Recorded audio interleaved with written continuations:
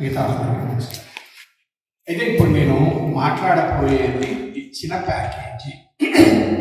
ఈ ప్యాకేజీలో 10,300 కోట్లు ఈక్విటీ పార్టిసిపేషన్, అంటే ఈక్విటీ క్యాపిటల్, 1,440 కోట్లు preferential share 7% redeemable after 10 years.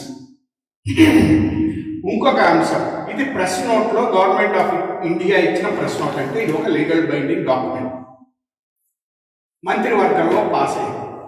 ఇంకొకటి ఏంటంటే ఈ యొక్క ఆస్తులు, అంటే విశాఖ ఉక్కు ఆస్తులు ఆ ప్రెస్ నోట్లో 7,656 కోట్లుగా చూపించారు.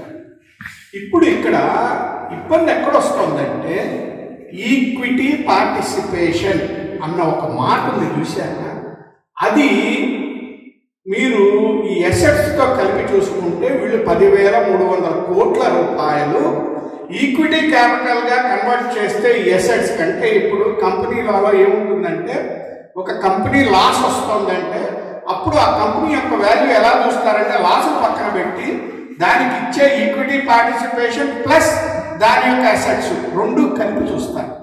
అలా చూస్తే మొత్తం వాల్యూ ఈ కంపెనీది వీళ్ళు ఇచ్చే 10,300 కోట్లు 7,686 కోట్లు ఈ రెండు కలిపితే 17,986 కోట్లు అవుతుంది. దానిలో 10,300 కోట్లు భారత ప్రభుత్వం ఇస్తోందంటే వాళ్ళకు వచ్చే వాటా 57%. ఇది వెనక నుంచి వీళ్ళు ఇది అమ్మటానికి వేస్తున్న ఒక కుట్ర. 57% ఇప్పుడు అమ్మితే దేశం యొక్క ఆస్తి అమ్మినట్టు, అప్పుడు అమ్మితే నా వాటా నేను అమ్ముతున్నట్టు. బాల్కో విషయంలో ఇదే చేశారు ప్రభుత్వాలు. ఇప్పుడు నిజంగా వీళ్ళకి 57% వాటా ఉందా? వీళ్ళు ఇచ్చే 10,300 కోట్లతో లేదు. వీళ్ళు కంపెనీలలో ఒక చిన్న లోపం ఉంది, ఏంటంటే భూమి విలువ.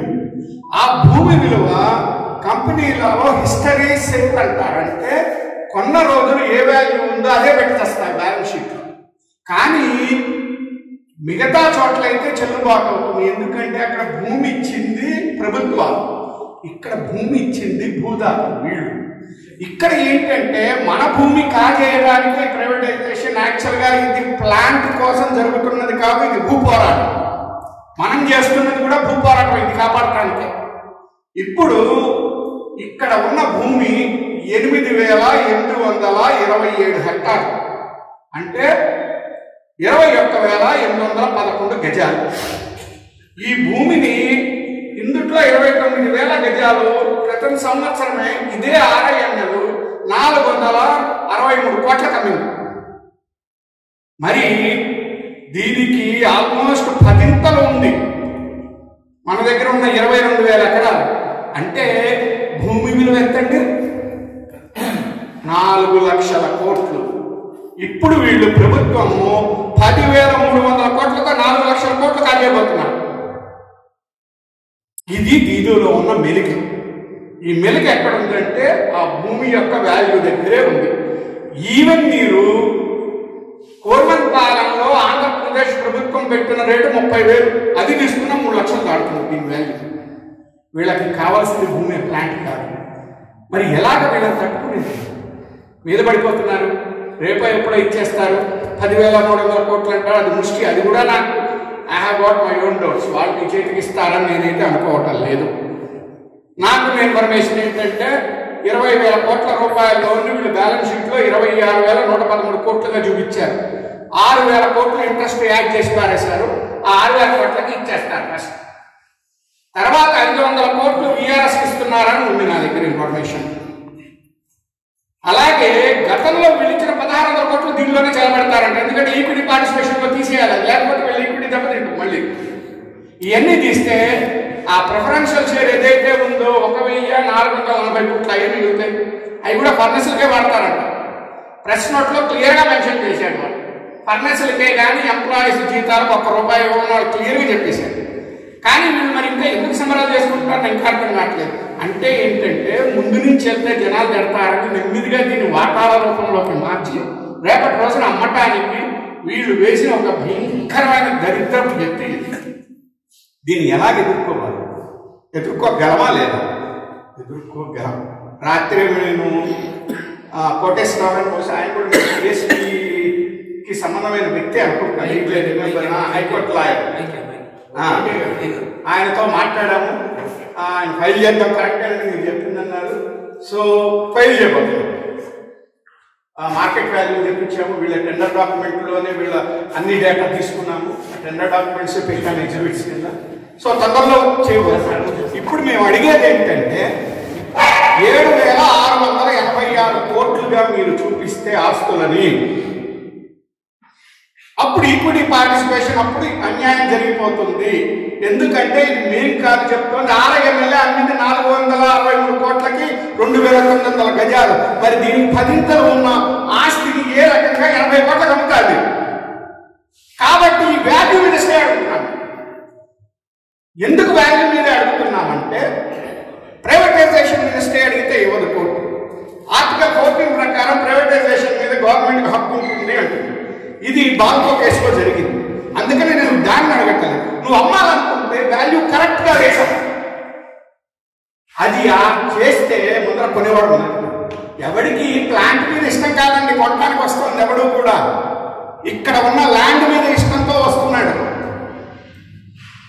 ఒక 10,000 కోట్లకో 20,000 కోట్లకో 4 లక్షల కోట్లు సంపాదించడం వస్తున్నాడు. దీనికి గాను ప్రతి పార్టీకి వెనక కిక్ బ్యాక్స్ అవుతాయి. ఇది వీళ్ళ ఇంట్రెస్ట్. అంతేగాని ప్లాంట్ మీద ఎవరికి రాలేదు. క్లియర్గా చెప్తున్నాను. వీళ్ళకి ఏంటంటే తేలిగ్గా ఒక 4 లక్షల కోట్లు వచ్చేస్తాయి. అంబానీ నవీ ముంబైలో ఇదే పని చేశాడు. ఒక కంపెనీలో మైనర్ షేర్ హోల్డర్గా చేరిపోయి 6,000 కోట్ల లక్ష కోట్ల ల్యాండ్ 6,000 కోట్లకు కొనేసాడు. నిన్నగా మొన్నే జరిగింది ట్రాన్సాక్షన్. మరో ట్రాన్సాక్షన్ ఇది కావాలి. దీన్ని ఇది వీళ్ళ ఇంట్రెస్ట్. అంతేగాని ప్లాంట్ మీద ఎవరికి రాలేదు.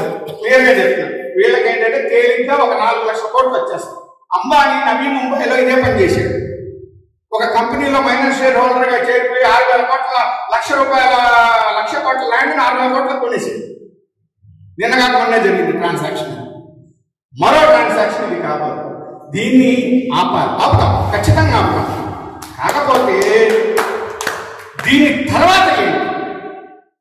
శైలిలో మధ్యనని చెప్పి అంటున్నారు. నేను ప్రభుత్వంలో సలహాదారు. మాకు చాలా బాగా ఇలాంటి కేసులు చూస్తూ ఉంటాం.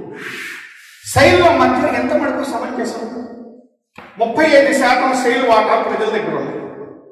తర్వాత ఇక్కడ ఇంకొక విషయం కూడా చూడాలి. శైలు మార్కెట్ క్యాపిటలైజేషన్ అంటాం. అంటే వాళ్ళ యొక్క ఆస్తులు అప్పులు తీసేస్తే మిగిలేది మార్కెట్ క్యాపిటలైజేషన్. శైలి యొక్క మార్కెట్ క్యాపిటలైజేషన్ 54,000 కోట్లే. వాళ్ళని గవర్నమెంట్ ల్యాండ్లే. వెరాస్ విశాఖ ఉక్కు మార్కెట్ క్యాపిటలైజేషన్ 2,70,000 కోట్ల పైచలకు ఉంటుంది. బ్యాలెన్స్ షీట్ లో కనబడుతుంది. రియల్లో ఉంది. శైలి కలిపితే శైలిలో కనుక విశాఖ ఉక్కుని కలిపి 500 ఉన్న దాని షేరు 1,200 పైచలకు వెళ్ళిపోతుంది ల్యాండ్ వాల్యూ వల్ల.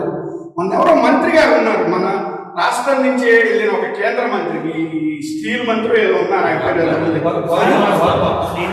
ఎవరండి? వరణ. ఆయన నేను టీవీలో చూస్తూ విన్నాను. విశాఖ ఉక్కుని కనుక శైలిలో కలిపితే దాని షేర్ 100 రూపాయలకు వస్తుంది అంటాడు. ఆ మంత్రికి చెప్తున్నాను, ఓడి విశాఖ ఉక్కు కలిస్తే నీ షేర్ 1,500 వెళ్తుంది. కారణం ఎందుకంటే మీరు 2,70,000 కోట్లు తీసుకెళ్ళాలని ఇస్తున్నారు. ఎలాగైతే లాభాలలో ఉన్న ఆంధ్ర బ్యాంకుని తీసుకెళ్లి నష్టాలలో ఉన్న యూనియన్ బ్యాంకుని చెప్పి దాన్ని బతికిచ్చారో, ఇప్పుడు శైలిని దీన్ని కలిపితే బతికిస్తారు. దీనికన్నా కూడా స్వయం ప్రతిపత్తి, అటానమస్, మన భూములు, మన విశాఖ, మన శ్రమ మనదే. భారతదేశంలో 651 స్వయం ప్రతిపత్తి సంస్థలు ఉన్నాయి. భారతదేశంలో పెద్ద పోర్టులన్నీ కూడా అటానమస్ బాడీస్. అంటే అటానమస్ బాడీస్ స్ట్రక్చర్ ఎలా ఉంటుందంటే, ఏ మినిస్ట్రీ కింద ఇది ఉంటుందో ఆ సెక్రటరీ చైర్మన్ ఉంటాడు.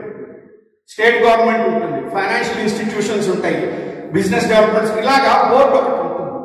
ఏ నిర్ణయం తీసుకోవాలన్నా బోర్డులో పెడతారు. ఆ బోర్డు ఓకే అయిన తర్వాత వెళ్తుంది. గవర్నమెంట్ రూపాయి ఇవ్వదు. మనమే సంపాదించుకుంటాం, మనమే ఖర్చు పెట్టుకుంటాం. నేను ఈ మాట ఎందుకు అంటున్నానంటే, మన దగ్గర 4 లక్షల కోట్ల రూపాయల ఆస్తి ఉంది. ఈ భూమి మీద మనం ఎంతైనా తెచ్చుకోవచ్చు. 50,000 కోట్లు ఇచ్చి 10,000 కోట్లు బ్యాంక్ ఇచ్చి రీషెడ్యూల్ ఇచ్చే లోన్ అంటే వాడు చేస్తాడు. ఒక 25,000 కోట్లు ఖర్చు పెట్టి 7.5 మెట్రిక్ టన్స్ ఉన్న దీని కెపాసిటీని 12.5 మెట్రిక్ టన్స్ ఈజీగా తీసుకెళ్ళచ్చు. మనం నిర్వాసితులకు ఉద్యోగాలు ఇవ్వచ్చు. ఈరోజు 8,000 మంది ఇంకా రోడ్ల మీద ఉన్నారు. కొత్తగా కూడా ఉద్యోగాలు వస్తాయి. ఇప్పుడు ఈ ప్లాంట్ ఉన్న గొప్ప విషయం ఏంటంటే without any upgradation of asset infrastructure this plant can be taken up to 17.5 million tons. ఏమి అసెట్ అప్గ్రేడేషన్ అక్కర్లా, మిషనరీ పెడితే సరిపోతుంది. అలాంటి అద్భుతమైన ప్లాంట్కి మనం స్వయం ప్రతిపత్తి తెచ్చుకుని మా భూములు మాకు ఇచ్చేది ఏదైనా మీ అనుమతితోనే తీసుకుంటాము, బ్యాంకులో మార్కెట్ చేసుకుంటాము. ఇప్పుడు గవర్నమెంటే అమ్మేస్తోంది కదా, గత సంవత్సరం అమ్మేశారు కదా, ప్రభుత్వమే 29,000 ఎకరాలు. మనం అమ్మటం గురించి మాట్లాడతలేదు, మార్కెట్ చేసుకుని డబ్బులు తెచ్చుకుని రన్ చేసుకుంటాము, మైన్స్ తెచ్చుకుంటాము. అటువంటిప్పుడు లాభాల్లోకి వస్తుంది కదా, ఎక్కడికి పోతుంది లాభాల్లోకి రాక. మన మేనేజ్మెంట్ అలా అని చెప్పి మనం మన ఇష్టం వచ్చినట్టు చేయడానికి లేదు. అక్కడ స్టీరింగ్ కమిటీ ఉంది, వాళ్ళు మేనేజ్ చేసుకుంటారు. ఇది అలాగే స్వయం ప్రతిపత్తిని అడిగితే మన భూమి బయటికి పోదు, మన దగ్గరే ఉంటుంది. అప్పుడు వాళ్ళకు కూడా అర్థమవుతుంది వాళ్ళు వేస్తున్న చెత్త ప్లాన్ అంటే మనకు అర్థమైంది గవర్నమెంట్ అవ్వదు. సో ఇది చెప్పటం కోసమే నేను అందరి దగ్గరికి వెళ్తున్నాను. నేను కూడా ప్రెస్ మీట్ పెట్టాము, అలాగే మీ దగ్గర కూడా వచ్చాను. నాకు ఈ అవకాశం ఇచ్చినందుకు Don't forget to like, subscribe and share the videos.